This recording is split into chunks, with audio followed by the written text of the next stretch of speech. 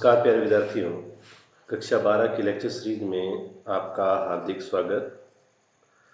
हम करने जा रहे हैं चैप्टर नंबर 14 सेमीकंडक्टर डिवाइस, अर्धचालक एवं अर्धचालक युक्तियाँ, जिसमें आज हम शुरू करने जा रहे हैं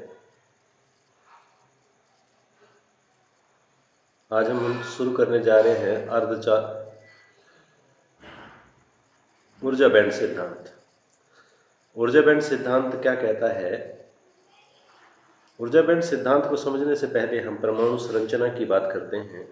तो हमें पता है कि प्रत्येक पदार्थ अणुओं से मिलकर बना होता है और अणु जो है परमाणुओं से मिलकर बने होते हैं।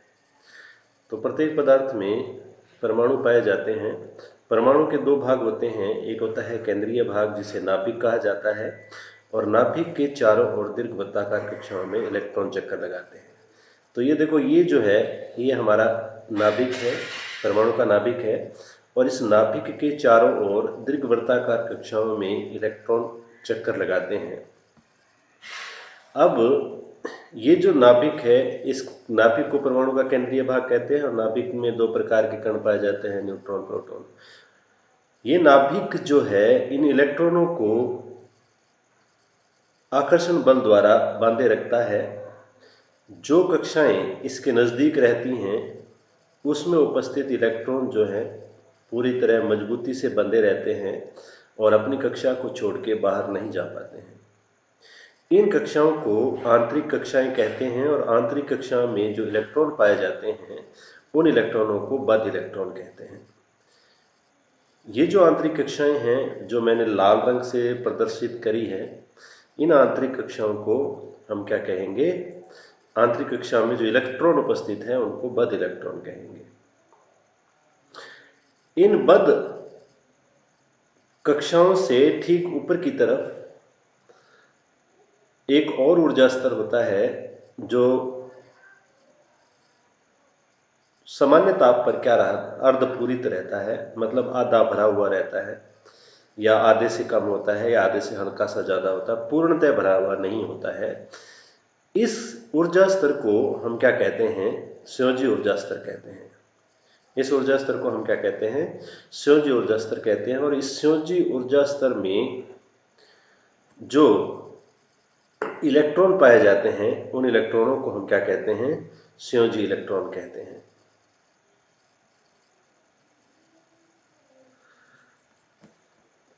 संयोजी इलेक्ट्रॉन इनको कहा जाता है।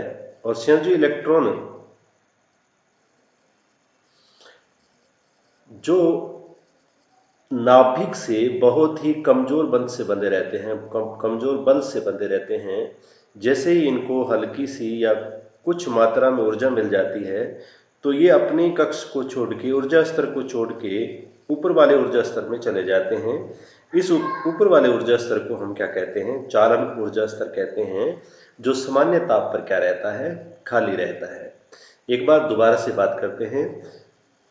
परमाणु का केंद्रीय भाग नाभिक, नाभिक की नजदीकी कक्षाएं जिनको परमाणु की आंतरिक कक्षाएं कहते हैं, इन आंतरिक कक्षाएं में उपस्थित जो इलेक्ट्रॉन रहते हैं नाभिक से मजबूती से बंधे रहते हैं। इसी कारण इन इलेक्ट्रॉनों को क्या कहा जाता है? बद्ध इलेक्ट्रॉन कहा जाता है। इन बद्ध इलेक्ट्रॉनों बद्ध कक्षाओं से ठीक ऊपर की तरफ एक कक्षा होती है जिसमें, जो कि सामान्य ताप पर क्या रहती है? आधी भरी हुई, आधी से कम या आधी से हल्की ज्यादा होती है। पूर्णतः भरी हुई ये कक्षा नहीं होती है, जिस कारण से नाभिक के साथ इनका बंधन जो होता है वो कमजोर होता है। और नाभिक के साथ बंधन कमजोर होने के कारण इनको बहुत कम मात्रा में ऊर्जा मिलते ही ये अपने से ऊपर स्थित ऊर्जा स्तर, जिसको क्या कहा जाता है? चालन ऊर्जा स्तर कहते हैं। इस चालन ऊर्जा स्तर में सामान्य ताप पर कोई इलेक्ट्रॉन नहीं पाया जाता है। और जब कोई इलेक्ट्रॉन इस चालन ऊर्जा स्तर में पहुंच जाता है, जब कोई इलेक्ट्रॉन चालन ऊर्जा स्तर में पहुंच जाता है तो वह पूरे चालक के अंदर स्वतंत्रता पूर्वक घूम सकता है। तो हम एक एक पॉइंट के बारे में फिर से बात करेंगे। तो ये क्या कहता है, नाभिक के नज़दीक स्थित ऊर्जा स्तरों को जो कि पूर्णतः भरे होते हैं आंतरिक कक्षाएं कहते हैं, और इन आंतरिक कक्षाओं में इलेक्ट्रॉन नाभिक के साथ मजबूती से बंधे रहते हैं। नाभिक से दूरस्थ कक्षाओं में जो सामान्यतः अर्धपूरित या अंशतः पूरित होते हैं, पूर्णतः पूरित नहीं होते हैं, संयोजी ऊर्जा स्तर कहते हैं, और इसमें पाए जाने वाले इलेक्ट्रॉनों को संयोजी इलेक्ट्रॉन कहते हैं। अब संयोजी स्तर से इलेक्ट्रॉन नाभिक, संयोजी स्तर के जितने भी इलेक्ट्रॉन हैं वो नाभिक के साथ क्या है, कमजोर बल द्वारा बंधे होते हैं। इन इलेक्ट्रॉनों को अल्प ऊर्जा मिलते ही ये नाभिक के बंधन से मुक्त हो जाते हैं, और इन इलेक्ट्रॉनों को हम क्या कहते हैं, मुक्त इलेक्ट्रॉन कहते हैं। क्यों कहते हैं कि इनको थोड़ी सी ही ऊर्जा मिल जाए, अल्प मात्रा में एनर्जी मिल जाए, तो ये अपनी कक्षा को छोड़ के, ऊर्जा स्तर को छोड़कर ऊपर वाले ऊर्जा स्तर, जिसको हम चालन ऊर्जा स्तर कहते हैं, चालन ऊर्जा स्तर में चले जाते हैं।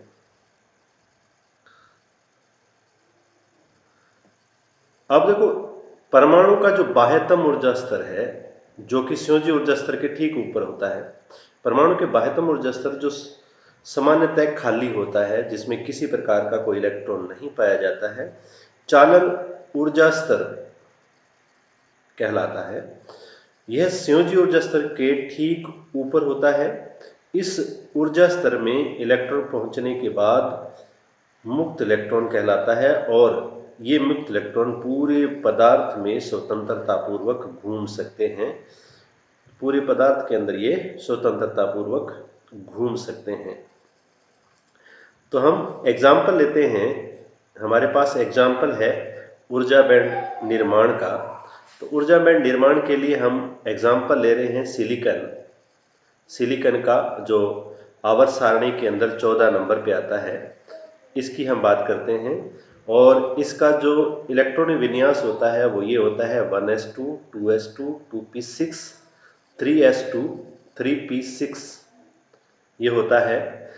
अब इसमें हम बात करें, हम जो पीछे करके आए हैं, ये जो कक्षाएं हैं 1s और 2s और 2p, ये आंतरिक कक्षा है, ये दूसरी कक्षा है, ये पहली कक्षा है।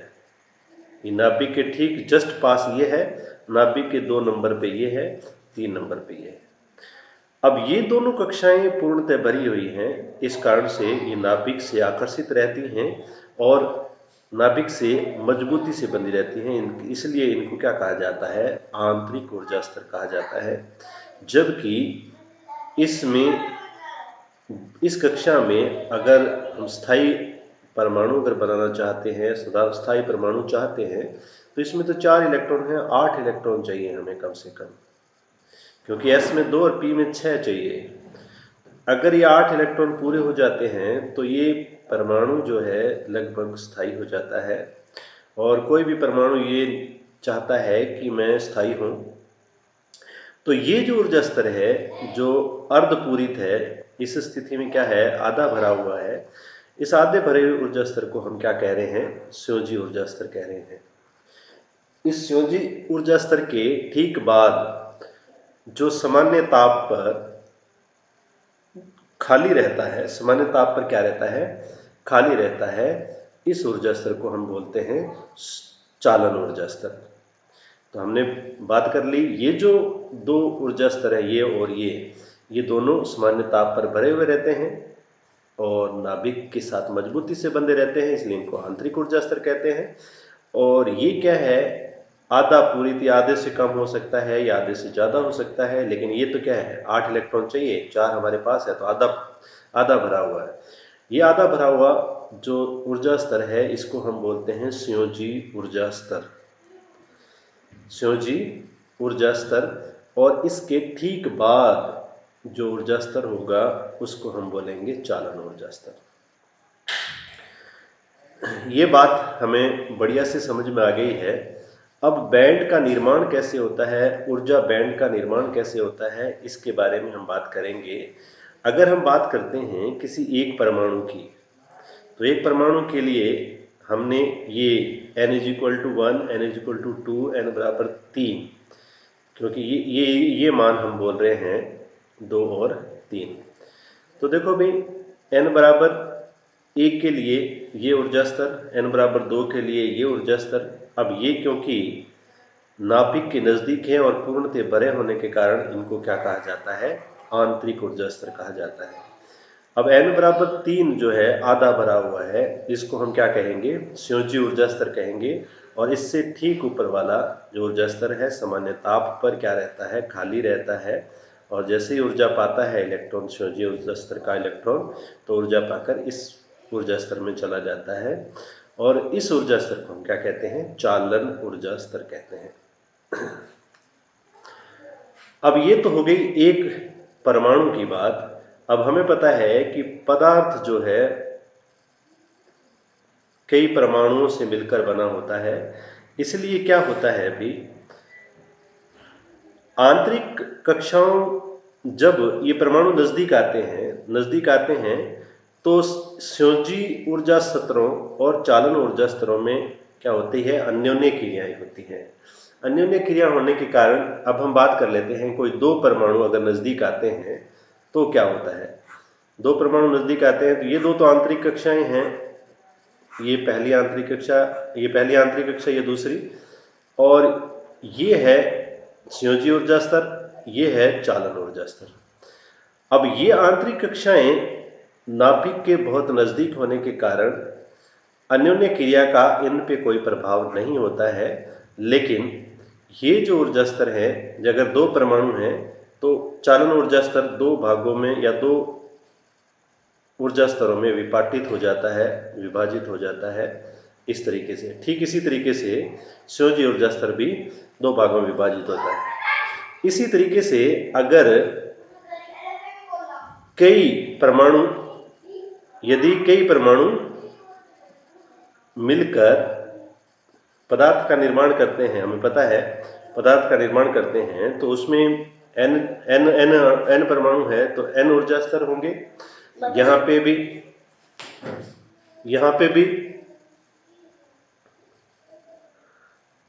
भी क्या होगा, n ऊर्जा स्तर बन जाएंगे, संयोजी ऊर्जा स्तर। और इन ऊर्जा स्तरों के कारण एक बैंड बन जाएगा, ऊर्जा का एक अलग से बैंड का निर्माण हो जाएगा, ये चालन बैंड बन जाएगा। और इस तरफ क्या बन जाएगा, संयोजी बैंड बन जाएगा। तो संयोजी ऊर्जा स्तर मिलकर संयोजी ऊर्जा बैंड का निर्माण करते हैं, जबकि चालन ऊर्जा बैंड मिलकर चालन ऊर्जा स्तर मिलकर चालन बैंड का निर्माण करते हैं। तो ये इनको कहेंगे हम चालन बैंड। तो इसी तरीके से ये क्या हुआ, ये चालन ऊर्जा स्तरों का समूह है और ये क्या है, संयोजी ऊर्जा स्तरों का समूह। अब चालन ऊर्जा स्तरों का जो समूह है उनको हम क्या कहते हैं, चालन बैंड कहते हैं। और संयोजी ऊर्जा स्तरों का जो बैंड है उसको हम संयोजी बैंड कहते हैं। अब हम इसके बारे में और छोटी छोटी बातें जो रह रही है हमारी वो पढ़ लेते हैं। तो पहली बात है हमारी संयोजी ऊर्जा बैंड।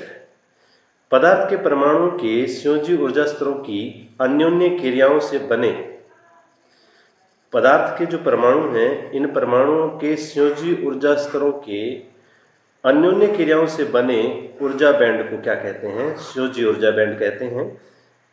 इसमें परम शून्य ताप पर इलेक्ट्रॉन उपस्थित रहते हैं, इलेक्ट्रॉनों की संख्या रहती है। इसे EV द्वारा व्यक्त किया जाता है। इसे किसके द्वारा व्यक्त किया जाता है, EV द्वारा। देखो भाई, ऊर्जा स्तर कौन से, संयोजी ऊर्जा स्तर। इन संयोजी ऊर्जा स्तरों के बीच में क्या होती है, अन्योन्य क्रिया होती है। इन अन्योन्य क्रिया के कारण क्या होते हैं, ऊर्जा बैंड बनते हैं। इन ऊर्जा बैंडों को हम क्या बोलते हैं, संयोजी ऊर्जा बैंड बोलते हैं।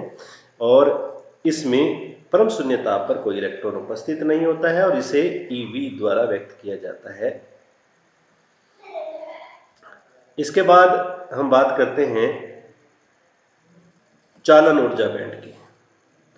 चालन ऊर्जा बैंड, अब आपने बात करी है चालन ऊर्जा स्तर, पदार्थ के परमाणुओं के चालन ऊर्जा स्तरों की अन्योन्य क्रिया के कारण बने ऊर्जा बैंड को चालन ऊर्जा बैंड कहते हैं। यह परम शून्य ताप पर खाली रहता है। यह परम शून्य ताप पर क्या रहता है? खाली रहता है और इसे इसी द्वारा व्यक्त किया जाता है। इसे इसी द्वारा व्यक्त किया जाता है। तो देखो अभी हमने दो प्रकार के बैंड की बात कर ली। संयोजी ऊर्जा बैंड जो संयोजी ऊर्जा स्तरों के अन्योन्य क्रिया से बनते हैं, उन्हें संयोजी ऊर्जा बैंड कहते हैं। ईवी से उन्हें प्रदर्शित करते हैं। जबकि चालन ऊर्जा बैंड चालन ऊर्जा स्तरों की अन्योन्य क्रिया से प्राप्त होते हैं, इसलिए इनको चालन ऊर्जा बैंड कहते हैं। और ये बैंड जो हैं सामान्य ताप पर खाली रहते हैं, मतलब शून्य ताप पर, परम शून्य ताप पर ही क्या रहते हैं? लगभग खाली रहते हैं। वर्जित ऊर्जा अंतराल, हम दो बैंड की बात कर चुके हैं। एक बैंड जिनको हम संयोजी बैंड कहते हैं और दूसरा जिसको हम चालन बैंड कहते हैं। चालन ऊर्जा बैंड तथा संयोजी ऊर्जा बैंड, इन दोनों बैंडों के बीच के मध्य ऊर्जा अंतराल, इन दोनों का एनर्जी गैप जो है, दोनों के बीच का जो अंतराल है, उसको हम कहते हैं वर्जित ऊर्जा अंतराल। उसको क्या कहते हैं? वर्जित ऊर्जा अंतराल कहते हैं। क्योंकि इस अंतराल में क्या होता है भाई, कोई इलेक्ट्रॉन नहीं पाया जा सकता है, इसलिए इसको क्या कहा जाता है? वर्जित ऊर्जा अंतराल कहा जाता है। और इसे डेल्टा Eg द्वारा व्यक्त किया जाता है। डेल्टा Eg द्वारा व्यक्त किया जाता है।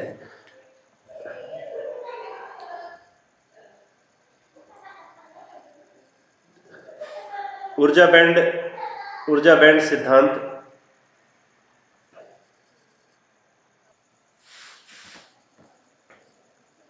ऊर्जा बैंड सिद्धांत के आधार पर पदार्थों का वर्गीकरण। अब ये जो हमने ऊर्जा बैंड सिद्धांत पढ़ा, इस ऊर्जा बैंड सिद्धांत के आधार पर हम पदार्थों का वर्गीकरण पढ़ेंगे। पदार्थों को ऊर्जा बैंड सिद्धांत के आधार पर 3 भागों में बांटा गया है। ऊर्जा बैंड सिद्धांत के आधार पर पदार्थों को 3 भागों में वर्गीकृत किया गया है। पहला जो पदार्थ है उसको हम चालक बोलते हैं, दूसरे को कुचालक बोलते हैं और तीसरा प्रकार जो रहेगा वो अर्धचालक रहेगा। ऊर्जा बैंड सिद्धांत के आधार पर हम इसके वर्गीकरण को समझ रहे हैं। तो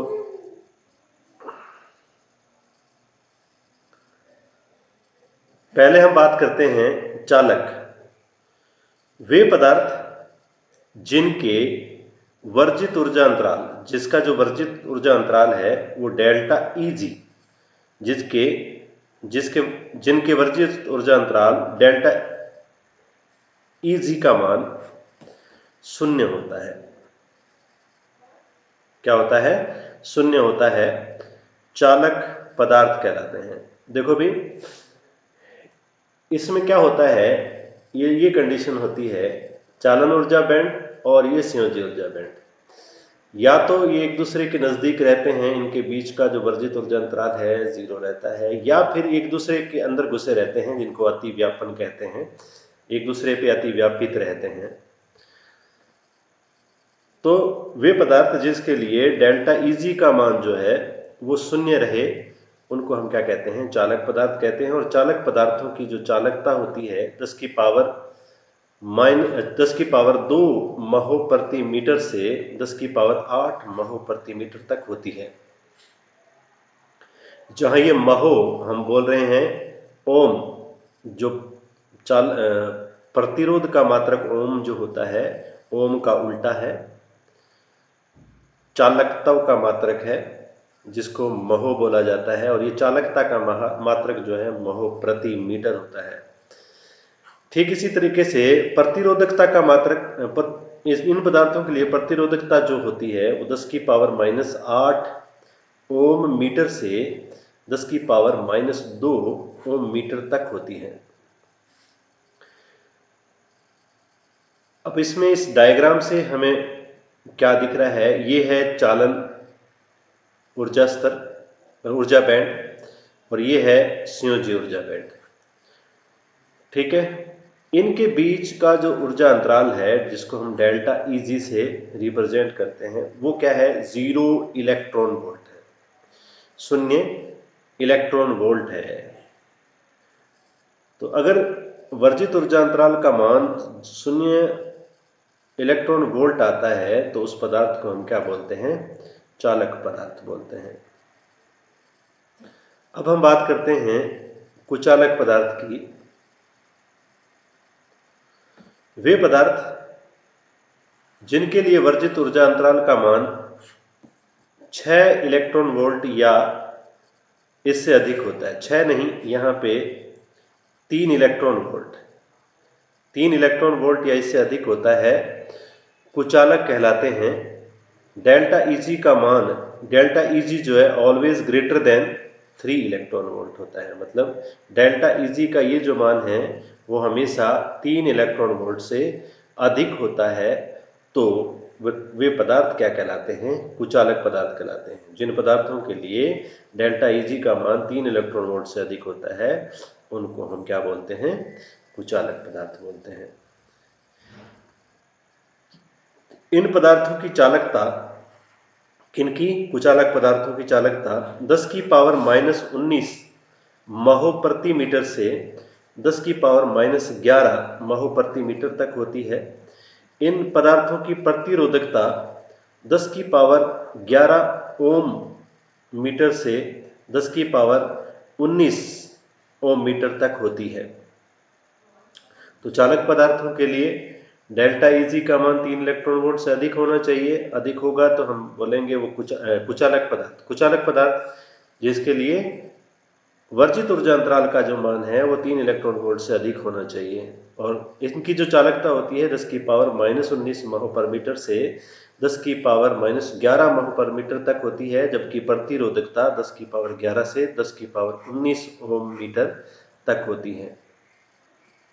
कुचालकों के लिए वर्जित ऊर्जा अंतराल या इसका डायग्राम जो होगा इस तरीके का होगा। ये है हमारा चालन ऊर्जा स्तर और ये है संयोजी ऊर्जा स्तर। इनके बीच ये ऊर्जा गैप है, एनर्जी गैप है, और इस एनर्जी गैप को हम वर्जित ऊर्जा अंतराल बोलते हैं। और वर्जित ऊर्जा अंतराल का जो मान है वो हमेशा बड़ा रहेगा, अधिक रहेगा 3 इलेक्ट्रॉन वोल्ट से, 3 इलेक्ट्रॉन वोल्ट से अधिक रहेगा। अगर इससे अधिक अंतराल रहता है तो वो जो पदार्थ है उसको हम कुचालक कहते हैं। और इससे अधिक ऊर्जा, ये अंतराल जो है वर्जित ऊर्जा अंतराल ज़्यादा है, इस कारण से इलेक्ट्रॉन यहाँ से संयोजी ऊर्जा स्तर से यहाँ नहीं पहुँच पाते हैं। और यहाँ नहीं पहुँच पाते हैं इस कारण से जब इलेक्ट्रॉन चालन बैंड में पहुँचेगा तभी वो आवेश का प्रवाह कर पाएगा, अन्यथा नहीं कर पाएगा। तो जब संयोजी ऊर्जा स्तर में इलेक्ट्रॉन है तो वह उससे चालन नहीं होगा। चालन ऊर्जा बैंड में इलेक्ट्रॉन आएगा तभी वो मुक्त होगा और पूरे चालक के अंदर स्वतंत्रता पूर्वक घूमेगा और जिसके कारण विद्युत धारा बहेगी। अब एनर्जी गैप जितना ज़्यादा होगा उतने कम इलेक्ट्रॉन वहाँ पहुँचेंगे, और जितने कम इलेक्ट्रॉन वहाँ पहुँचेंगे अर्थात वो पदार्थ क्या है? कुचालक है। उस पदार्थ को क्या बोला जाता है? कुचालक बोला जाता है। अब इसी के आधार पर, ऊर्जा बैंड सिद्धांत के आधार पर पदार्थों को 3 भागों में वर्गीकृत किया गया था, जिसमें हमने चालक पढ़ लिया, कुचालक पढ़ लिया। अब बात आती है अर्धचालक की। वे पदार्थ जिनके लिए वर्जित ऊर्जा अंतराल का मान डेल्टा Eg, वर्जित ऊर्जा अंतराल यानी कि डेल्टा Eg का जो मान है वो लगभग 1 इलेक्ट्रॉन वोल्ट के नजदीक होता है। तो भी हमें पता है कि सिलिकॉन के लिए वर्जित ऊर्जा अंतराल का मान 1.17 इलेक्ट्रॉन वोल्ट होता है, जबकि जर्मेनियम के लिए ये मान 0.67 इलेक्ट्रॉन वोल्ट होता है। तो हम यहाँ पे लेके चल रहे हैं लगभग 1 इलेक्ट्रॉन वोल्ट। तो उन पदार्थों को हम क्या कहते हैं? अर्धचालक कहते हैं, जिनके लिए वर्जित ऊर्जा अंतराल का मान 1 इलेक्ट्रॉन वोल्ट होता है। उन पदार्थों को हम बोलते हैं अर्धचालक। इन अर्धचालक क्यों कहा जाता है? क्योंकि इनकी जो चालकता होती है चालक और कुचालक के मध्य होती है।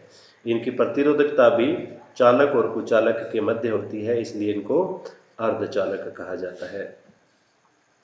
इन पदार्थों की चालकता 10 की पावर -6 महो प्रति मीटर से 10 की पावर 5 महो प्रति मीटर तक होती है। इन पदार्थों की प्रतिरोधकता 10 की पावर -5 ओम मीटर से 10 की पावर 6 ओम मीटर तक होती है। इसका डायग्राम देखें कैसा होता है। इस तरीके का डायग्राम होता है भाई, ये चालन ऊर्जा स्तर है और ये संयोज्य ऊर्जा स्तर है, और इनके बीच का ये गैप जो लगभग 1 इलेक्ट्रॉन वोल्ट है, क्या है, 1 इलेक्ट्रॉन वोल्ट के बराबर है। वर्जित ऊर्जा अंतराल कितना है, 1 इलेक्ट्रॉन वोल्ट है। और जिस पदार्थ के लिए वर्जित ऊर्जा अंतराल का मान लगभग 1 इलेक्ट्रॉन वोल्ट होता है, उन पदार्थों को हम अर्धचालक कहते हैं। तो ये था भाई ऊर्जा बैंड सिद्धांत और ऊर्जा बैंड सिद्धांत के आधार पर पदार्थों का वर्गीकरण। नेक्स्ट लेक्चर में हम इससे आगे चलेंगे।